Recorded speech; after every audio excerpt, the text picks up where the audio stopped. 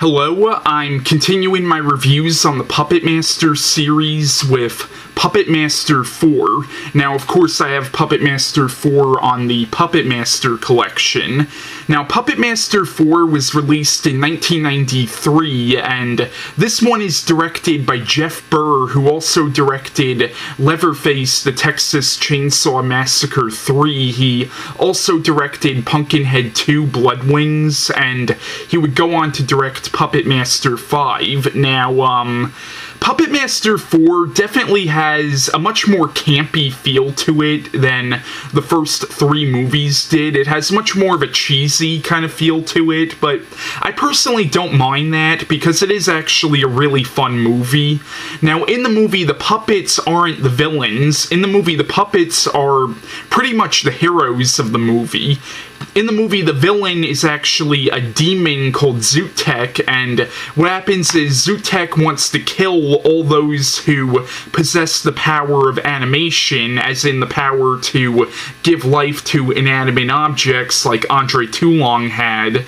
So what happens is Zootek sends these little gremlins into our world, and in the beginning of the movie, you see this gremlin kill, like, two of these scientists who are working on this project to create artificial intelligence, and what happens is then the movie starts following this young man named Rick, who was also working on this artificial intelligence project, and what happens is, like, Rick is now the caretaker for the Bodega Bay Inn from the first two movies, and eventually he finds the puppets, like, he finds Toulon's puppets, and, and then, what happens is, like, his girlfriend goes to visit him along with two friends of hers. One of those friends of hers is actually a psychic, and what happens is they find a whole chest filled with Toulon's puppets, and they find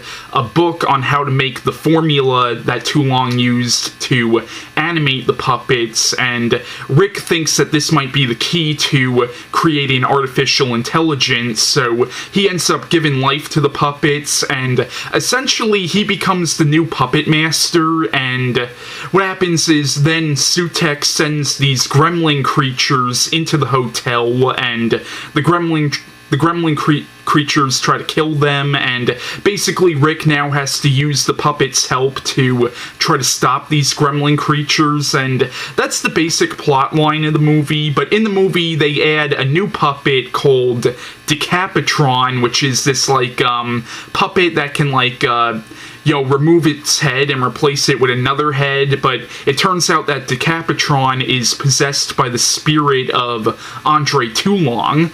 Now, there is kind of a continuity problem here because, in the movie, when the spirit of Andre Toulon shows up, he's a good guy, pretty much, but, like, but in Puppet Master 2, Toulon ended up being the villain in that one. Like, Toulon went batshit crazy in that one, and actually Puppet Master 2 ended where the puppets actually had to kill Toulon, but in this movie, all of a sudden, the puppets are trusting Toulon, so it's like, how come they're all of a sudden able to trust Toulon when he went batshit crazy in Puppet Master 2? Then again, you could assume that this one is ignoring the continuity of Puppet Master 2, but at the same time, some of the later sequels almost seem to say that Puppet Master 2 is canon. I mean, I don't know, it's confusing. Like, literally, the whole Puppet Master series is filled with continuity problems, and honestly, if you try to wrap your head around some of them,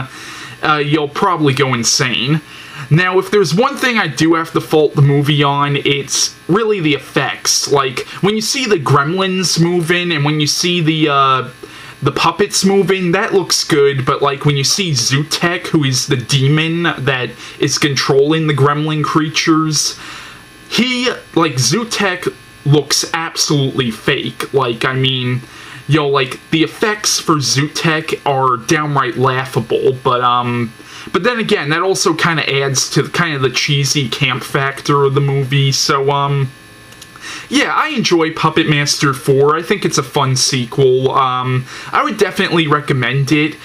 Although I would personally recommend it more for people who are already familiar with this whole series. Like, I wouldn't recommend, like, the first 3 Puppet Master movies, I could probably recommend for people, like, even outside, who aren't familiar with all of them, but this one, I think you kind of have to have seen the other ones in order to kind of appreciate this one.